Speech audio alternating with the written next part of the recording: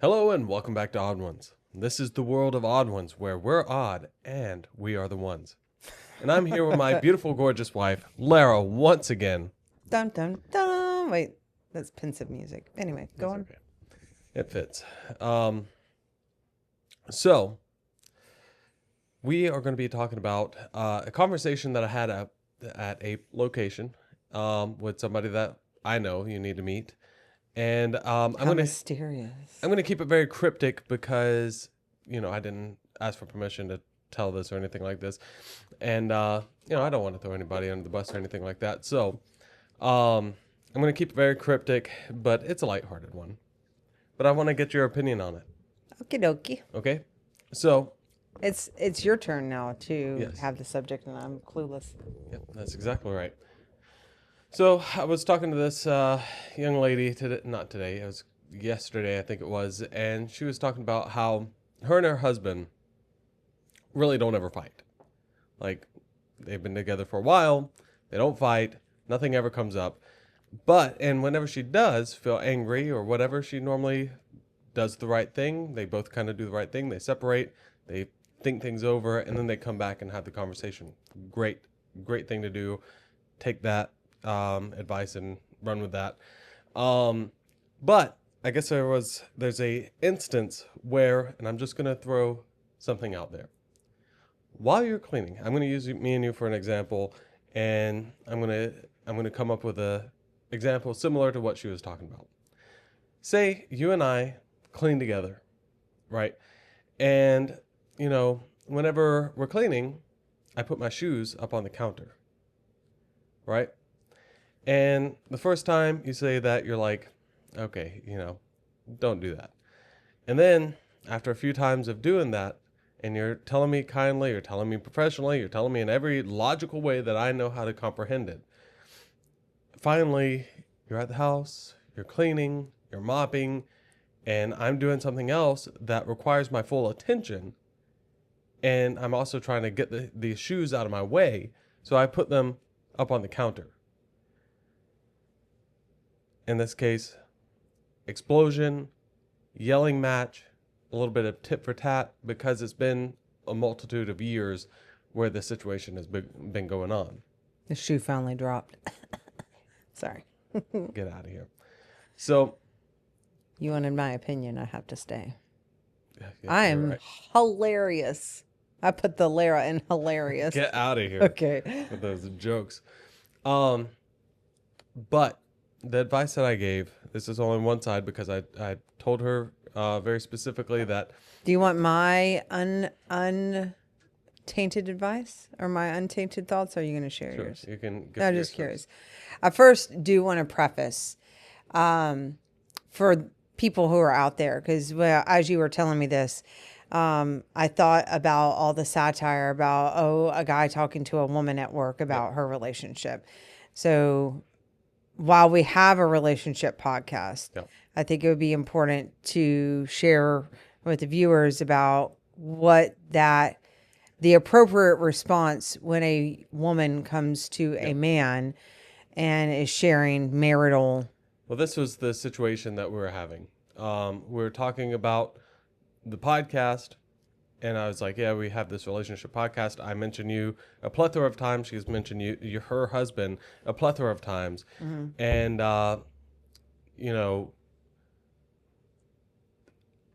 in my opinion, a man and a woman shouldn't be having conversations about the big stressors like, hey, I'm coming to you every second to vent about my husband or wife.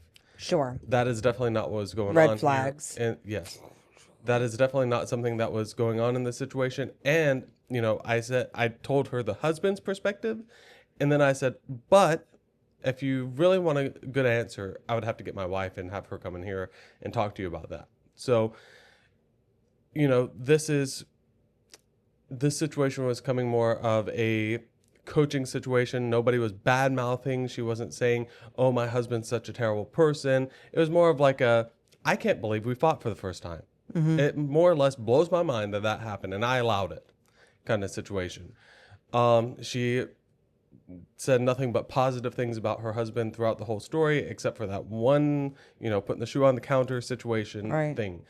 Um, but in general, especially, work situations shouldn't be venting about your husbands and wives to each other. But in, Busted. Now we know where you were. yeah. But in more social environments, or, especially you shouldn't be going over to another person's house, period. Like another person that is of interest to you, whether you're straight and you're going after the opposite sex, or if it's the same sex, going over and interacting with them. Commingling. Yes. Um, so, but even at parties and social gatherings, you shouldn't be going off away from your spouse and bad mouthing them to somebody that could be of interest to you. If you want to talk to your friends, okay. If you want to talk to therapists, great. I think it's know your audience for sure. Because some people vent to their friends, and I know this is side tangent, but I felt like that was important. Vent to their friends, and if your friends are going to be like, "You need to leave his ass," Yeah. I felt like Don't I was worry, we're already. after the minimum. Okay, good. You want to talk to people who are going to give you solid advice. Now, obviously, if like there's very malicious or dangerous things going on, then if they're saying that, probably meaningful. But yeah, I agree. And especially, I think for someone like me who I'm a people person, and I forget often. I was just talking about this today. In the past, I'd forgotten about who my audience was, or the fact that I don't see, because I'm so madly in love with you, I don't see the gender thing. Like, I'm just like, oh, you have a problem, let me help, I'm a fixer. But that can lead you into, especially if you are struggling, putting it on the side of the person coming to another person. If you are struggling, it leaves the door open for, oh, this person has all the right answers and they're doing all the right things, and I wish I could be with that person. And if the person that you're talking to maybe is also struggling, it definitely leaves the door open. So And also, on top of all of that, sometimes the opposite genders don't understand fully how, like, a man doesn't understand fully how a woman flirts, and a woman doesn't always understand how a man flirts. So, you coming to me telling me all about, XYZ that your significant other is doing. Well, I might not read that as flirting, right. and vice versa. So you just gotta be careful. The safest thing to do is have your spouse around. If you're wanting to talk crap about them, talk crap about Guess I'm them right just gonna there. have to follow you everywhere. Yep, exactly. Um, But and also I think just in general, this is not a negate or a push this to the side. I really think that you and her and another person that we know would get along great. I well, would really, you've always talked. Sorry to interrupt. Go ahead. I would really love to see you guys become like a little tribe outside of work situations and things like that. I mean, you don't even work with this person, but I would love to see y'all, go to lunch and hang out and have a little women's group, and hey, even have a podcast. Right. Always thinking. Yep. And I appreciate that you have talked about this person. And I think if I was insecure in our relationship, I would definitely feel threatened by you bringing up a woman more than once, right? Yeah. But we share so much about our lives. We literally now work one block away, and our jobs are I say very, but they're commingled, based on our situation. So all that to say, so with this situation, I think you have to look at the big picture. So number one, you've never fought. Is it because there aren't topics that are hard, or is it because you're handling it the right way? Yep. It sounds to me like they know how to handle disagreements, and they know how to work with one another, right? So that is something you have to keep in the forefront of your mind. Okay, we're going to go with the shoe example. The shoes on the table, yucky, ewy, no. That being said, you have to look at it in context. So I'll give you an example. Here with you and I, if your dish is out and it's dirty, that's okay, because I don't want you to leave your dish out. And generally speaking, if your dish is out, it's because you were in the middle of doing something, right? So you're pretty good about bringing it to the kitchen.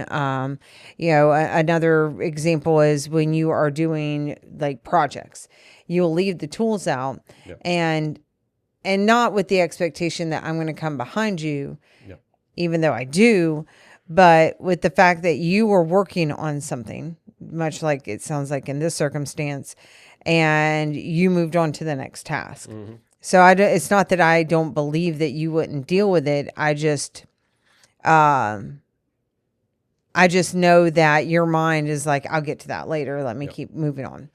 So circumstantially knowing that, okay, what is this person doing? Now, let's say she's cleaning and her husband is innocently, albeit, but maybe they're just sitting, on the couch watching TV, or, they just got home and there's a spot for said item, the shoes, and they are not being observant of the circumstance. I think that, that could be frustrating. Well, that wasn't the case, just being clear. And Sure. never is it the case. It's always while they're doing projects whenever the situation comes up. Right. So with that in mind, so in the very beginning of our relationship, this immediately reminded me of the shower curtain. That's exactly the example that I gave you. When we were first together, and it wasn't really like too terribly, hang on, I gotta adjust.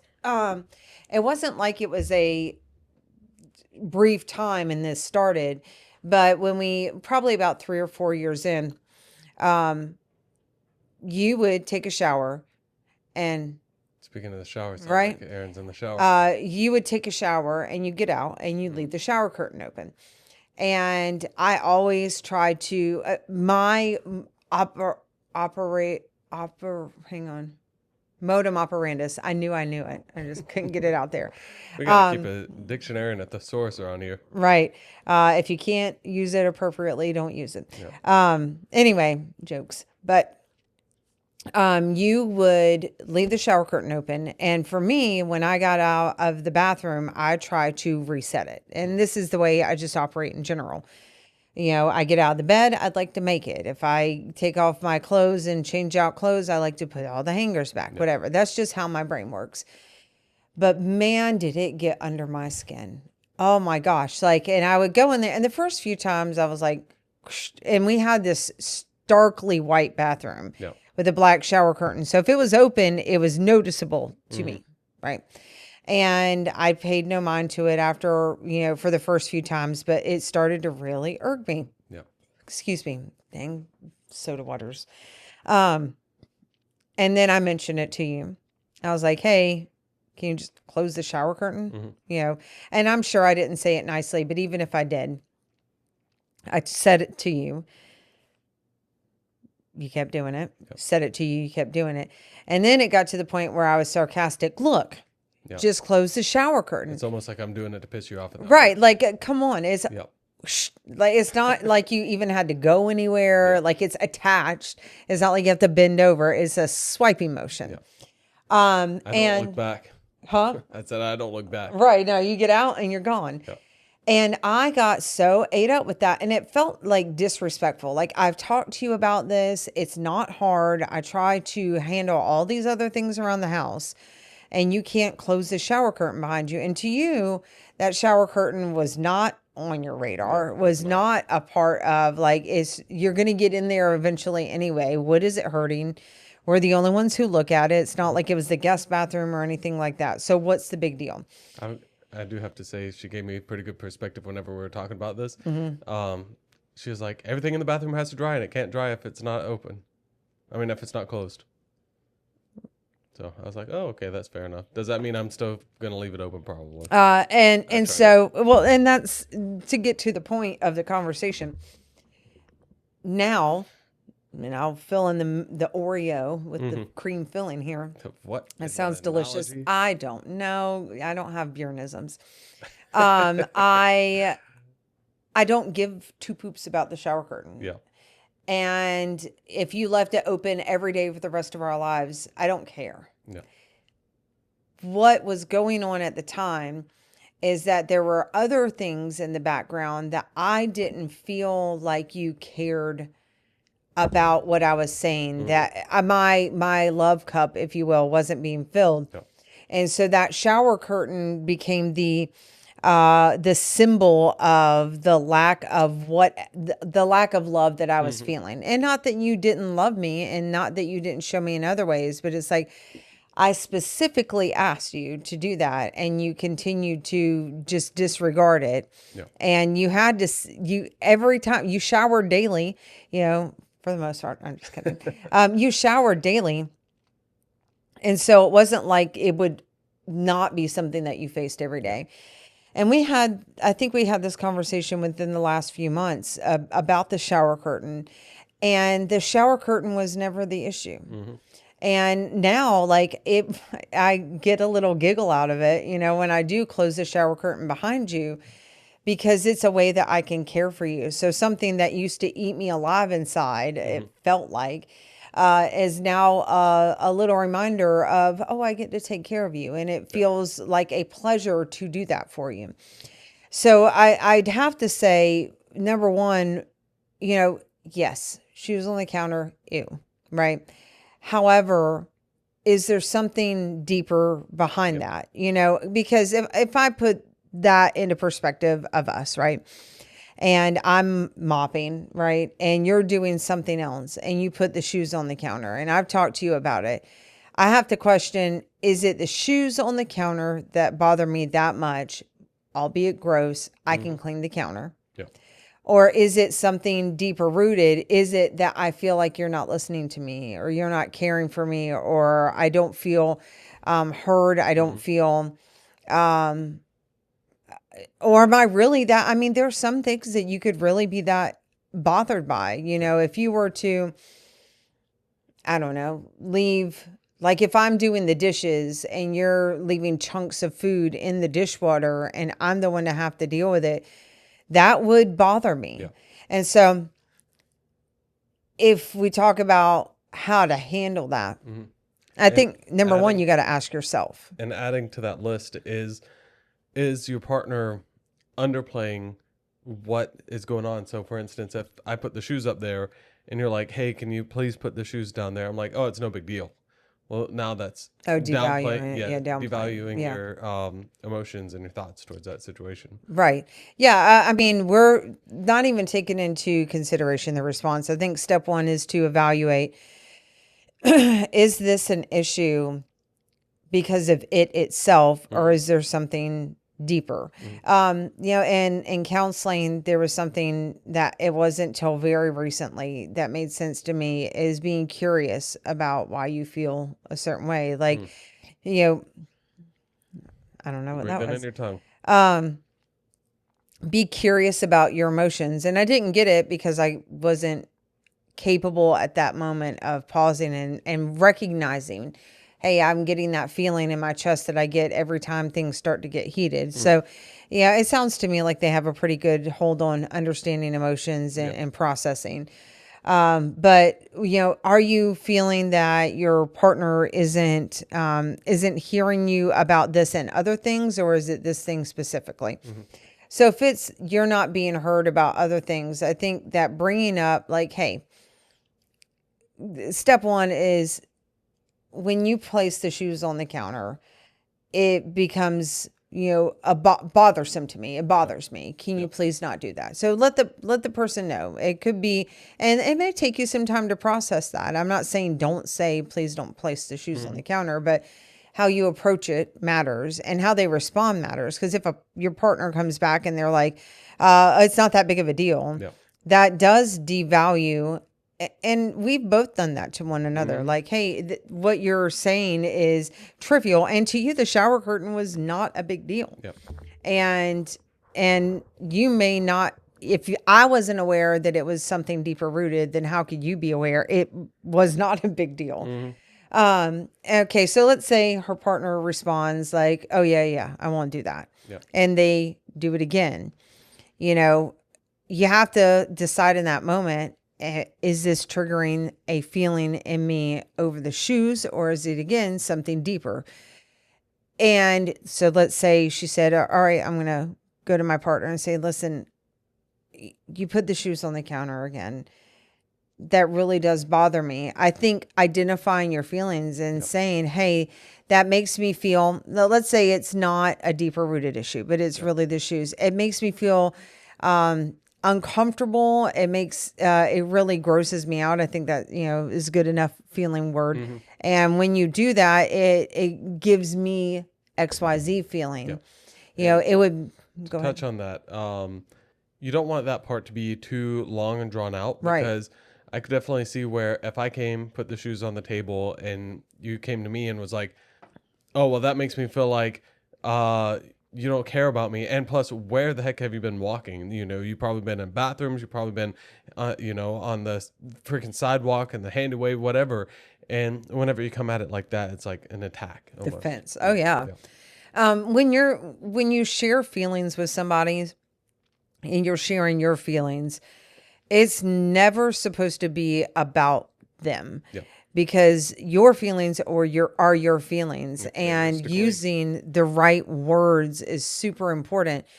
The moment that you make it about them, when you're sharing about how you feel, it puts people on the defense. Why would you do that? It becomes accusational, and like you're getting on to somebody. Use me statements instead of you statements. And using the appropriate emotion instead of saying, I feel like you don't care about me. Well, that's not really the feeling. That is the situation. I feel like you don't care about me is an accusational statement. Saying something like, I feel unloved, or I feel hurt by you putting the shoes up there. Again, knowing, is it the shoes or not?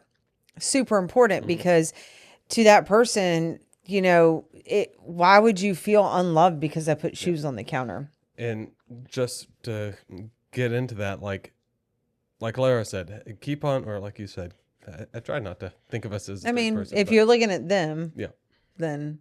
But like you said, really dig into the situation, and this is the part that we just didn't have time to talk too long.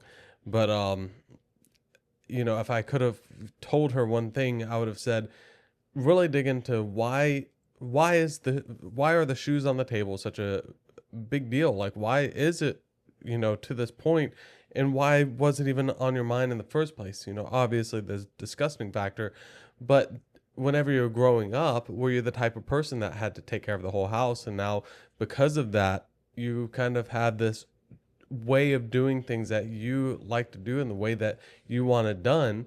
And, if that's the case, express that. Hey, whenever I was a kid, I had to clean the whole house. My mom would leave her shoes up on the counter all the time. And, it just was the thing that drove me up the wall. So can we please focus on that? Right. And again, I think that's a really great point. And you can't control, we're only talking about how the person who's feeling negative is doing things. Because if the person that you're talking to doesn't actively listen, and you and I've talked many a times about responding to how I'm feeling, and in the beginning when we were learning to do that, you would say, I hear you, and that didn't make me feel, and even then it took you a while to get to that point. I didn't feel like you really, like you were just trying to get to the point of why instead of really listening to how I was feeling. Yeah. And, it's important if somebody is feeling safe and comfortable enough to share their feelings with you, which can be very scary for some people. I know that I felt very afraid for a long time to tell you how I felt, because I didn't want those to be devalued. And you may not understand my feelings. It may be completely senseless to you why I do the shoes on the table. make you feel unsafe. But explaining, like you said, the giving the background of, hey, this is what doesn't, and it is okay to have a feeling and not know why you feel that way. Yep, So, absolutely. if the shoes really bother you, except for we're just going to say from now on, the obvious yucky. Yep. I mean, even if it's brand new, my mom always, this is how she kept us from keeping our shoes on the table. Even if they're brand new shoes, bad luck. The leprechaun's going to get them. Right. If you leave them up on the table, you're not going to have shoes. Okay. So Yeah. that's I all. mean, fear definitely works Yep. too. But I think helping somebody, yeah, if you don't get it yet, just say, hey, when you put your shoes on the table, it makes me feel this way and I don't know why. And I don't like feeling this way. I really like to give like open the table to say, is there something I can do to help you? Yep. Like if we're like six offenses in, and maybe like for us, it could have been like one of those pull cords that we talked about closing the doors. Like maybe it's just you need to something to bring it back. Or maybe it is like, hey, I see that this is a problem and I didn't realize it bothered you enough that we need to come up with a solution for it. It may just need to be driven home. But I don't know what we were talking about earlier today. Oh, I do. And I'm going to confess on the internet and prepare for, negative comments. But By the way, I have something to add to that part. So yeah, go ahead. sometimes I'm slow on the uptake, if at all. And you will say things, and depending on how you say it, will depend on whether it sticks or not. So maybe sometimes I get the kids energy drinks. If they drink soda or juice with its sugar, we'll just eliminate the sugar, but the caffeine. Yep. I mean, if they're drinking soda, they're drinking caffeine. But I can understand it. It's not like I do it all the time. It's not like they walk around here with them. But occasionally when I go to the store, the kids will talk me into an energy drink, and I'll be like, yeah, whatever. And you brought up today, like, could you please not, and you were saying it nicely, could you please not get the kids energy drinks anymore? And I'm like, oh gosh, I'm sorry. And you're like, but I've told you this a few times. Yep. And you were just like, you weren't saying it in a negative way, but you were saying like, this is not the first time I've said that. And sometimes people like me need that. Like, I've asked you to not do that. Do not do that again. This is why the rebuttal to me saying, hey, please don't get the kids an energy drink. You say, oh, well, I don't do it all the time. And Oh, yeah, we I did had say the that. discussion before, so that's why I had to say, well, I've said this thing before, so please don't do it anymore. Sure. By the way, that's the right way to have that conversation, I think, in my opinion. The wrong way was how I was at Walmart, and I guess the mom or the aunt got this daughter or niece or whatever an energy drink right after school, and the dad was sitting there in Walmart cussing at the mom in front of the child about, hey, don't let this person get her energy drinks anymore. Every single day she's getting these energy drinks and all this different stuff. That probably has been the 10th conversation, but that's not the appropriate way ever to have that Place, conversation. time, way. Yeah. Yeah. I agree. So let's say you've had all this dialogue, right? You've shared your feelings, you've expressed, your displeasure, and the shoes still make it up there. I think there comes a point where you have to ask yourself, is this something that is worth upsetting the apple cart? That's been my new thing. But before we get to that, because I knew that was going to be your solution. I didn't say my solution. I know where you're going with it, though. I hope I know. Let me put it that way. I want to say this first. So, one thing, and I've never done this with you that I know of, but this could be something that could be helpful for somebody in certain situations.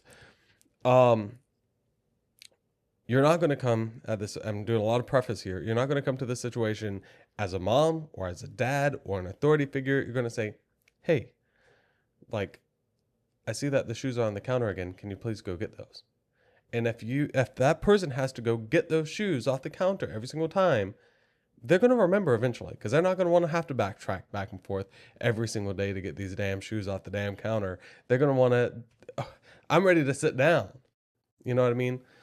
Again, will that always work? No. Is it always appropriate? No. But if you come at it in the right way without Well, that's good you said that because I want to. without being mean about it or aggressive or anything, then it should be good. I think a optimal way to say that is not the shoes are on the counter again. Yeah. I feel like if you were to have said that to me, it does feel very talking down to me. Well, I'm Like, saying this as you and I are having the conversation. The right. actual real life example. Say I'm always leaving the shoes on the counter and you see them there. If you came to me, came from back there and here, and you saw the counter, shoes on the counter, I'm in the living room. Hey, Bjorn, could you please get these shoes get the shoes off the counter and put them away? Sure. Right. Yeah, there's Yeah. nothing to be upset about. You didn't. Oh, You absolutely. didn't mom me. You didn't nag, anything like that. Now some narcissist will still look at that and be like, "Oh, she's nagging me again," No, But it is not nagging. It is asking someone to do if something. if you are that person that is your wife has come to you in the exact way that I just said it, and you're saying, "Oh, quit being my mom. You're not my mom. Stop being a bitch and get up and get those shoes." Okay. Yeah, but I definitely would not say like the shoes are on the counter again. If you're Yeah, asking that's a me, good point. if you're asking me to go get the shoes, obviously they're somewhere that Yeah. they shouldn't be. Yes. You No, know. I agree with that. So, and you're probably right. You probably do know what I'm going to say. I think that there comes a point that you have to decide clearly this person is not picking up. Like if we're at like time number 5, right? Mhm. And we've had a dialogue and I've told you how it made me feel and whatever. There comes a point where like you just have to decide, are the shoes really that important? Mhm.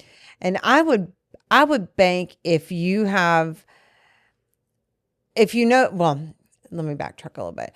If you know your person well enough, like for me, there have been things in our lives that have taken, very specifically, I could think of one situation where it took me 2+ years to finally just stop. Mhm. Not because I didn't care about you, but because I was being careless. Yeah. I was just living my own little, life. Mhm. And I did not recognize, not that you communicated how badly it bothered you, but you were just like, don't do that. Don't do that. You were setting boundaries. It wasn't until I had that aha moment that it actually worked. I think you have to understand your partner, right? There are going to be things that you're going to have to tell me a number of times. I'm aware of that. And if you have to get assertive with me, I understand it's because you've had to have to tell me a couple times. There's that safety. I have a really good example of that, and I'm not trying to throw you under the bus. It's just you fell asleep. I can't blame you for that. Okay. Um, but there's a couple nights last week. Actually, our last video we talked about how, how hard it is to be on night shift and things like that. So, Lara's gonna make a video about that coming up soon. So, in that there was a couple nights, and I think a previous week the same thing happened, where our trash can is in the laundry room because we live in Florida and there are fruit flies and things like that, even if there's nothing in there. And so we put our trash can in the laundry room, and it's a trek to get to and fro the laundry room. And so that night, you had a trash bag in here. The dogs got to it. Okay, the first night I came in, I said, okay, I'll just clean it up. Or the next morning, whatever, I just cleaned it up. As soon as I saw it, that's what I did. Then, that night I came home from work, and I was frustrated at that because it was freaking 2 o'clock in the morning, whatever time, and I'm like, okay, I'll tell her about it tomorrow. And the first time I told you, hey, can you please make sure to put the bag up or have Aaron take out the trash before you go to bed? And you said, yeah, I'll do that. And then the second time I said, hey, I need to make sure this is put up. I really don't want to do this again. And then the next time, not to be petty, but hey, I've done this 2 other times where I've asked you, please make sure the trash can's up. Please make sure the trash bag's up. Make sure it's taken out, whatever the case is, if I'm not around. So the next time I'm going to say, hey, I'll come in here and pick it up with you, but hey, can you come pick this up? You know? I will tell you that never once did I know you were frustrated till just now. Yeah. I mean, I I guess told you thinking that about day, it. I said, I was kind of mildly frustrated at the fact that I had to pick up trash again, Right. or however I worded it. But Something like that. it was not, I was trying to be very though you patient. did a great Yeah. job. And those things, like sometimes I do, I get Let me rephrase it then. sidetracked. Let me rephrase it. Whenever I say mild frustration, because that's a common word that I use with you and the family and stuff, what I really mean is like very mild aggravation. That's really what it is. Because is it really that big of a deal? Because all I do is I get a broom, sweep it up, and then put it in the bag. It's not that big of a deal It's an to clean inconvenience this up. that could have been prevented It was by 2 or 3, 4 o'clock in the morning whenever I was getting home. That was kind of the irritation in that situation. sure. And even I was thinking about, even if you had come home to everything perfect, which is And what I everything else tried. was. Yeah. That was the thing. But that one thing I messed up, it Yep. still could have been prevented by me doing what you had told me, like, hey, I cleaned it up the first time. Yep. And then like I don't know what offense number it was, but I remember waking up on the weekend. I think it was right after you got off a night shift, and I surely did fall right. I mean, you fell asleep with me, but I did fall asleep. And in this house, it is not my responsibility to take out the trash. Will I do it? Yes, but I will fill the bag. I'm not taking out the trash. That's just the dynamic we have. We have a 16-year-old son that can take out the trash. But I woke up and you told me not to come out of the room. And I was sure that somebody had died. Like some animal was dead. There was something dead here for you to tell me, I want you to wake up and have a good morning. Oh yeah, that was Stay the in first there. Yeah. Okay. Well, you did a wonderful job at handling that. Yeah. And sure enough, like I remembered, oh crap, I left the trash out. And I knew. one. Yeah, you came out and apologized for it Yeah. immediately. And I don't, it's never because I don't care about you or want to inconvenience you. And back to the example at hand, if I were to put the shoes on the counter and it was because I was engaged in something else, it is not this bastard, I'm going to put these here and I don't care. It is, I got sidetracked and that's where they landed, or something else had my attention. And just talking about the trash thing again, I want to really put this out there. I can't be mad at you for leaving the trash out there, especially if I'm not home or whatever, and going to bed whenever you've cleaned up and done everything else on top of the your whole day at work. So I'm not, long story short, I'm not mad about it, Right. or never was I. Right. How could I be mad whenever you took care of the whole family and everything else? Right, well, I think people, they really triggered my thought about perfectionism. Yeah. You're going to get on each other's nerves. You're going to do things that, even though they may never argue, I don't know why, they may never argue, and great for not having those opportunities. Mm-hmm. I can guarantee you both of them have at one point looked at each other and be like, "Ooh, I just want to square out one good time." And you may not have expressed it, but it's still there. Like you're a human. Nobody is perfect. And I know that for me, for a very long time, I felt like I should not be human. I should be flawless. I don't know. I did careless and flawless. Flawless, because I don't like you feeling. I don't like you aggravated, frustrated, even if it's irrational frustration. Like, I don't know. Maybe I washed your notebook 4 times. Whatever. I don't want to do I anything. thought you had Tootsie socks on. No, Toes it's on. just white toes. I don't want to do anything that makes you unhappy because I like you being happy. I want to be the best But the wife. thing is, you're going to. Yes, and it took a long time for me to understand that. And if I know that the expectation is that I'm not going to always be perfect, then I have to be realistic that you're not always going to be perfect, which means that we're going to either have to address those situations, or B, have grace. Yep. And so that is where I come to with this. I would be remiss if I didn't say, if your partner, you tell them this bothers me, or please don't do this a few times. You know, third strike, third time's a charm, whatever threes you want to talk about. I would be curious as to what is occupying that space in your partner's mind where, hey, like, I've now received this. I've told you, I've explained the emotion behind it. It's a situation and I'm not putting that at the forefront. What is going on? Yep. You know, maybe her husband is so hyper focused on something. Maybe he's got other things going on in his mind that she doesn't know about. Maybe it just hasn't come up in conversation. Yep. You know, I would come to you. I would have to choose. Do the shoes really bother me that bad? Because if not, I will take care of it. I will tell you, like, so many times I see satire about women and their husbands putting their laundry next to the laundry basket. Like, yeah, I got undressed and there sat my clothes. Yep. And I don't think I've ever once mentioned your clothes on the floor to you. No. And somebody said this, and I never thought about it this way, but to like layer into how I feel, the fact that one day those clothes may not be on the floor. And Yeah, one day I might not be here and those clothes on the floor, how long will they sit there? You know, my messy table, how long will you leave that until you clean it up, you know? yeah. So I don't want to think about that. Yeah. I was already bothering me. Okay. I never mentioned it because it brings me a lot of joys, that like joy, happiness, fulfillment, to take those dirty clothes that you worked hard. Those clothes are what kept you, all of you, you know, shielded from the world, and captured your sweat. They were the things that you and I purchased together, that it's because of your hard work that they're dirty.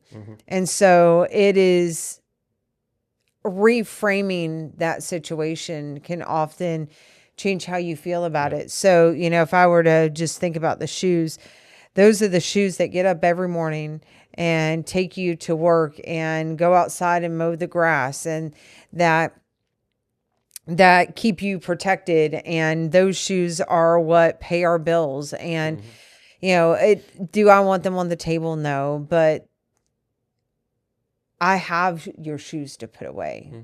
And I'm thankful for that. So you could choose to reframe how you think about it and say, you know, I'm just going to take care of this from now on. I'm letting go then of the negative feelings that I'm toting around, because I am choosing to reframe that in my mind in a way that, okay, it's my honor to put away his shoes. I do think it's worth the discussion, though, of going to your partner and saying, listen, I know I brought this up to you, and I wouldn't even start it off this way. I would go to your partner and say, listen, I'd like to talk to you about something. And I want to preface by the fact that I'm going to tell you the situation, but I really want to understand you. So, you know, we've talked about the shoes on the counter, and I understand that when the shoes are up there that you're doing X, Y, Z. And butts are terrible. Don't you? Well, not butts themselves, but using but in a sentence devalues everything in the beginning. But it's really hard. It is. Explain why it's you a don't want to filler use word, but, right? and then not say but. I'll say but, and then I'll say not but. However, so saying, now I can't not say it. You know, I've shared with you my feelings, and I've shared with you where that stems from. I see that they're on the counter again, and I have to ask, like, is there something going on that's got your mind? Generally, you're really good at XYZ. Or I know that this is not something that is usual of you. If I asked you, and I would think of an example, like, you know, hey, I've asked you to please, I don't know, refill the toilet paper backwards, refill the toilet paper. I know. I have to tell my, every time I flip it over, I giggle. Still, I'm very, very disappointed in you for that. But I'm doing it on purpose sometimes now. You dirty bastard. Pause. Are you a over toilet paper putter? Like, does the sheet come over this way, or do you let it fall behind where you have to like grab when you can't see the end looking for it? That's never I, happened to me. oh my gosh. Well, it's because I turn it around the right way every Mm-mm. time. Even Um, whenever I put it back on there, don't have that problem. It's just hanging there. yeah, because you pulled it off. And then after that, I leave a square so I can find it if I don't have time to flip it around. I digress. Yeah. Uh, I just be I'm gonna start curious. leaving it on the sink. But I know that there have been other things that we've discussed Yeah. that you've worked on. Is there something about this specifically? How can I help us both achieve? I know that you don't want to hear about the shoes on the table every time. Do you need a gentle reminder? Is there something going on? Is there a way? Maybe to him, the shoes on the counter is the most logical space at that moment. Like I have to wonder, like maybe you just made up this whole scenario, right? Some people do. But Some people come from a family where it's like they all put the shoes on the table just for whatever reason, I have and to wonder they don't want to why. dirty up the carpet. Okay, so Maybe that's I why. mean, and if that goes right back to, well, if your upbringing is that I had to clean up somebody else's shoes that were on the counter, and their upbringing was that's where we put the shoes. You have to come to a happy medium. Like, okay, maybe we need a table dedicated to your shoes. Now, how do we work together shoe to caddy. solve that? Right. What is if all of these scenarios have not resulted and the shoes being somewhere other than on the counter, and your spouse, you understanding how both of you feel, you both, whatever, you either got to say, fuck it. Like, I don't care if the shoes are there because whatever reason you have to decide in your mind, or you come up with a solution together. Or hopefully, your partner is receptive enough to say, I hear that bothers you and I'll work on that. And you have to have grace in all of those. You have to know that there's going to be moments where you're imperfect and the shoes might end up there. And if 100 times, if they're 100 times they've done it and then now it goes down to 80 and then to 50, as long as there's progress, just make it fun. Like, put a little love note, like, hey, you can find me XYZ, like where the shoes were. I would have to say though, if they got into like an actual disagreement about it, there is a root of emotion either in childhood for them or Well, I mean, this the conversation's been relationship. going on for literal years, apparently. Then there is somewhere there is a root to something bigger. Yeah. And It's almost like or maybe he's just an asshole. no, And no, it didn't sound like any. no, I didn't think so. If they don't argue, and who knows, some couples don't argue because one person is very passive and doesn't want to bring negative things up, and the other person is blissfully, or maybe not unaware, but blissfully aware that the other person is, placating to their every desire. And it sounds to me, and again, Yeah, tell me what you I said. kind of feel bad. I didn't say any of this. We pretty much covered everything as far as what I said to her. I don't, again, really think that this is the case, but it feels to me like if I was in his shoes, it would feel to me like, why can't she just like let this thing go? You know what I mean? Like what you did with the shower curtain situation. And going back to that, as you were talking, I He's was, putting them there on purpose. huh? He's putting them there on purpose. That Yeah. bitch. That's what she was like. Yeah, it kind of feels like he's doing this on purpose at this point, just being sarcastic. I was really Maybe frantic how about that one. some people deal with things. Yeah. Yeah. No, it's she, especially in this case, it was very clear that he was in the middle of doing something and the shoes were in his way, and so he put them That's there. the last thing on his mind. And yeah, and she understood that, but that's not always how it is. They just have two different mentalities about this situation, it sounds like to me. But going back to what you were saying about like the shower curtain and doing certain things for me, like picking up the clothes and things, it's kind of hard because part of me wants to say, go to your spouse, say, hey, we've had all these discussions, we've done all these different things. I'm willing to put all that behind us, and it'll be my honor to do this thing for you. You know what my preferences are, but I would be honored to do this thing. For me, that'd be like, okay, great. That takes pressure off of me to do this thing every single time. Yes, I will still try to put them away, close the shower curtain, whatever the case is. But whenever I forget, I'm not going to be nagged about it. You know, the other side of that is the other person, who like same situation where it's, for me, for instance, not closing the shower curtain and you came to me and said that. So I'm acting as a flip side to that where, well, here she is again. She's picking these things and, oh, this is what I did for you. These are all the things that I do for you, and you don't hear me open my mouth about it. That's how somebody could also come across. They could hear it as you're coming and saying, oh, look at me. Like, I'm honored that I'm picking up your shoes or I'm closing your shower curtains. And it takes a certain kind of person to hear it this way. I don't know how people could hear it this way, but, you know, they could hear, oh, well, I close the shower curtain for you. Oh, I put your shoes away. Oh, I pick up your clothes. It's interesting that you said that because, in your mind, you're going through everything. Yeah. I think that the most powerful statement of dealing with something like that is to not say it. Yeah. That's what I was going to say, too, is like, at the same time, you'll build resentment, though. That's the thing. I don't know that that's the case because really,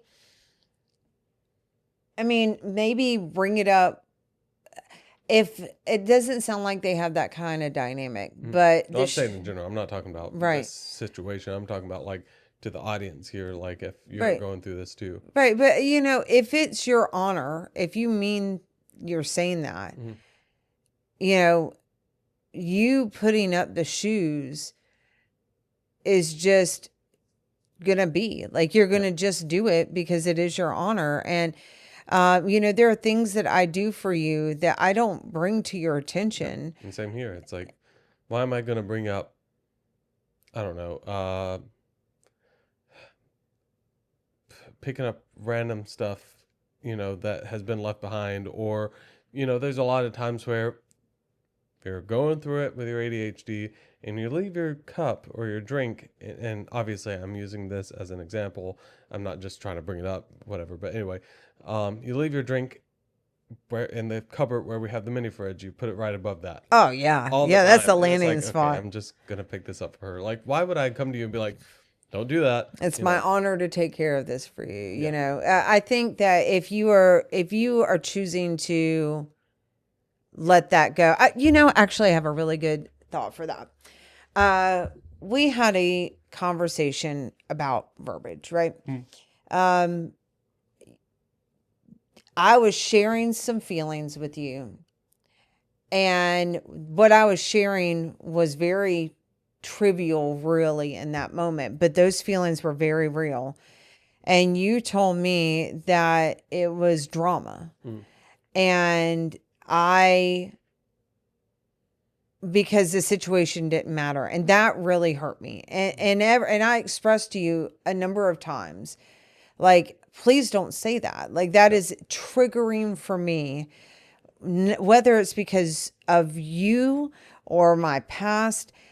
That it devalues and makes me feel, it makes me feel really bad. There's a lot of words, negative words on the emotion wheel. Yeah. And then you'd used it again. And there had been times that you'd used it, the first time I said, please don't say that. And then you'd said it and I tried to let that go. And then you said it again. And you were like, well, it is drama. And even though to you that might have been that was very hurtful to me. And so it was sometime later, maybe days later, where something came up and I said, listen, please don't use that word. Yeah. Like, it really hurts me and it makes me feel XYZ. I don't like it. And you said, and I accepted this, that you will try to not use that. it would be easy. I'm paraphrasing for sure, but that it will be less likely to happen if I did not, I didn't go on after you were trying to end the conversation. And I still don't feel like there's ever a reason to trigger somebody intentionally and justify it with their actions. When you could change the verbiage to like, hey, right now this is a needless conversation. You're still getting the point across. However, you were saying that what it is you're triggered in that moment. Like I'm not following, I am going on about something that doesn't need to be drug out. And that's the moment where you get triggered and use that word. Yeah. And I'm not using it to like, oh, I'm going to purposely say this to trigger you. I'm saying, hey, this is an extreme feeling that I'm having. Like Right. this is drama to me, and I want it to stop Right. because it's not going anywhere, and this is not bettering a conversation at all. It's Sure. actually leading to an argument. Right.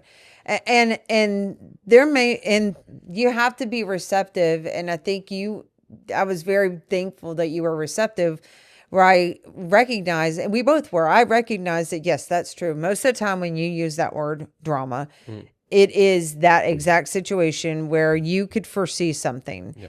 And the feelings, very real. The feelings were very valid that I had.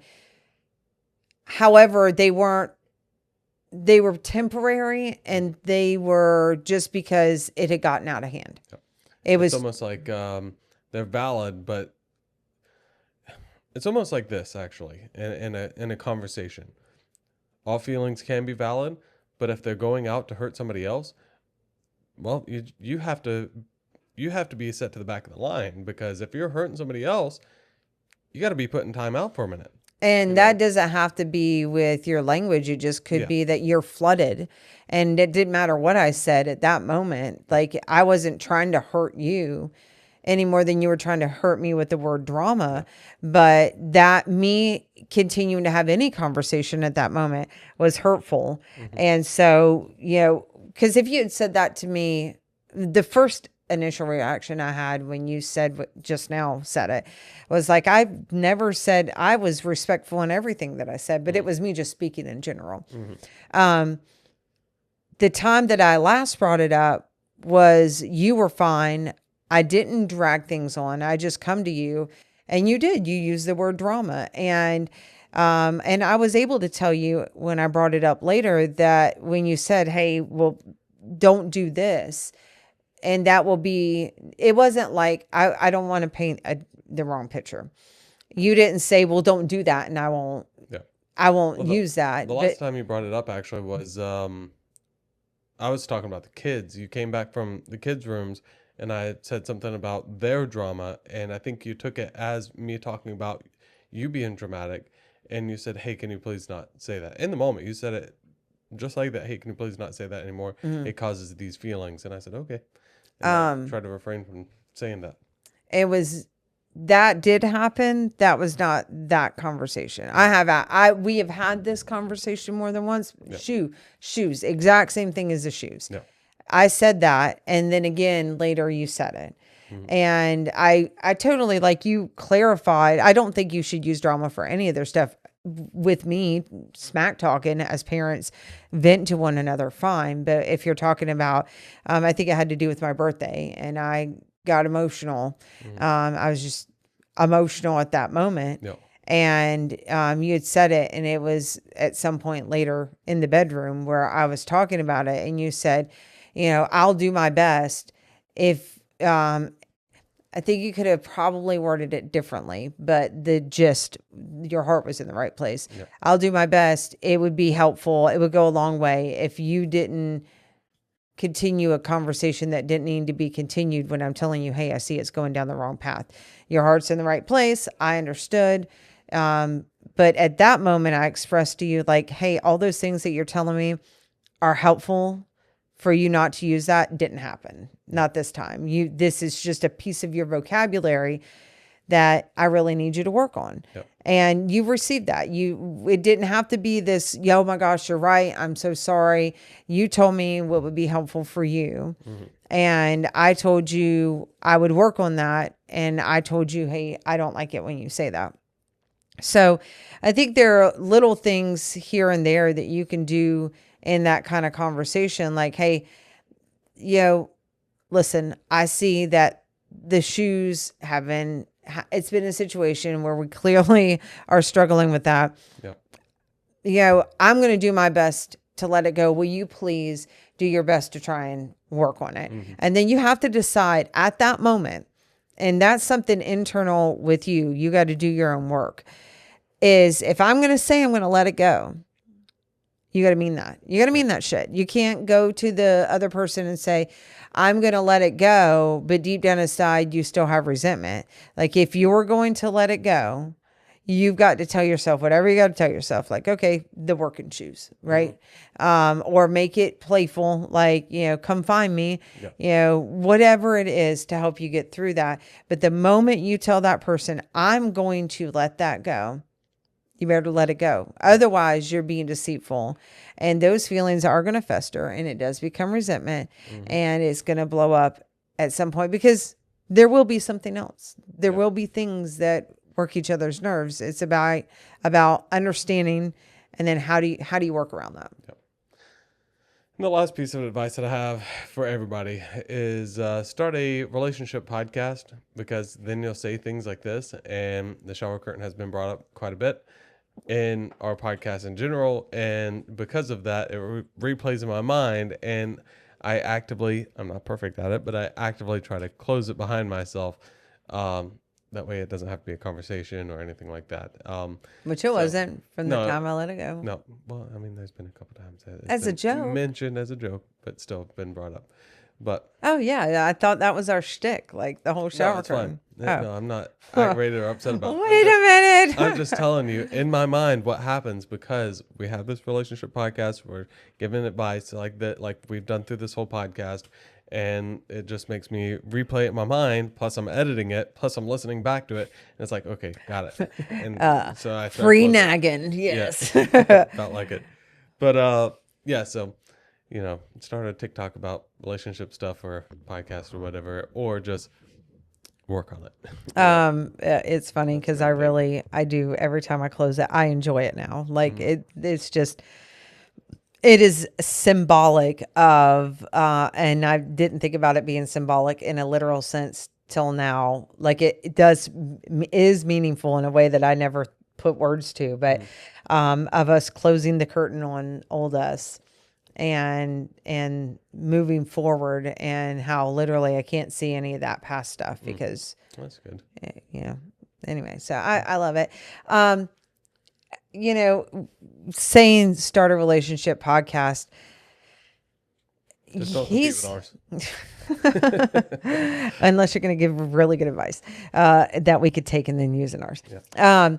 No, respectfully, I don't know why I said respectfully. I will say, if I don't know how somebody would go about it, but I have said more times than I could count to people, the best thing that ever happened to us was this podcast. Yep. And there's something, at any point we could cut and edit and that didn't come out right, that didn't sound right, we got upset with each other. I mean, there have been episodes that you guys have never seen and will never see. Yep. Where we started filming and then I was not in a good headspace, or you were not in a good headspace, something set one of us off, we just abandoned ship on it, or we tried to refilm and it was tainted, right? The vibe was it happens. Like, everybody has a day. There is something that happens when you guys are watching us, even though you're not here with us, like there's this accountability of like, this is something that we want you guys to get value out of. It's our personal time. So I'm not going to sit here and let it all hang out. Like That's not true. But in the beginning, I didn't want to. I hated when I went back and listened to a podcast, and I was like, "Oh, that was snarky. I wasn't really listening. Like I wasn't, I wasn't giving the best of myself to you guys and to you." And so it is somewhat of a like a quiet third party. It's beautiful. Yep. Like there's an accountability factor. Whenever you're recording yourself, you cannot lie to yourself. Whenever you're recording and you say something shitty and you're like, oh no, I didn't say it like that. Yeah, you did. Go listen back. Oh, to it. I have been back to podcasts and been like, and never should you ever, never, please don't take this. I'm telling you guys, with this podcast, with other podcasts, with TikToks, with videos, do not ever use it as ammunition to your partner. When I found To Be Better, there were so many things where I was like, oh, that's so true. But I never, ever sent Why this can't to you you. be like this kind of situation? Right. Never did I do that. And never would I just send it without context. Yep. But I mentioned like, hey, like I started with the positive ones. That's all I ever did was the positive ones, or ones where like we were already doing something. And I sent those to you. And then you started, and you had already meandered on them, but then you started watching your own. This should never be we never want to make content to use as, bullets, right? We want to make We are content. not arrows in your quiver. I love it. We want to be tools in your belt that you can use to build something and to help create something together. And when you send things out, you should really hear this, because you're guilty of this. Well, what about all the things that you heard about yourself? Share those. Share, hey, I heard this and this really hit home with me. I wanted you to see it. Yep. Say, hey, can we watch this podcast together? Right. That's all it is. Hey, can we watch this together? Oh, they do emails. Can we send them an email too? Right. And just see what they say about our dynamic. You can send yours and I can send mine. They can be linked in the same email and, Right. And most of the time, if you're sending it to, I think that this was a great situation where they seem to have a pretty darn happy and functional relationship. Yeah, that's what we want to hear. We want to hear the good things, but maybe there's something a little bit off in your relationship. Not that. No, I'm just kidding. Yeah. But, well, here it is again. But maybe you have a really great relationship, but there's just that one thing that you need that outside perspective because you just can't see exactly what it is. It's almost like there's a flea on you and you just can't figure out where it's at and it keeps on biting you. And you just need that third party. And that's what we're here for. We're here to flea you. Send the emails. I can't believe it. And, Lara. Send the emails to us and we'll go over them. And if you have some really bad stuff, we'll go over that too. But we'll do just like this one. Keep it anonymous. We'll use the actual situation. I just didn't want to call her out. Like I said, she, we didn't have this conversation of, oh, I'm going to use this on the podcast. It just came to mind. That's great advice kind of thing. But we will use your actual examples. We just won't use your names. Yeah. So if you want to send us a pseudonym, that'd be better. Or just don't put your shoes on the table. Yeah, there you go. Just kidding. So until next time, don't forget to like, subscribe, and all that good stuff. And stay a little odd because we are. You took my. I didn't mean to. Took It my just came out. punchline. Let's redo that. Okay. Ready? Yeah. I'm not going to cut it. No, I'm just gonna redo of it. course not. Stay a little odd. Because we are. That's what you get for not being in a podcast for one episode. Right. I forget my lines. Right. See you in the next one, everybody.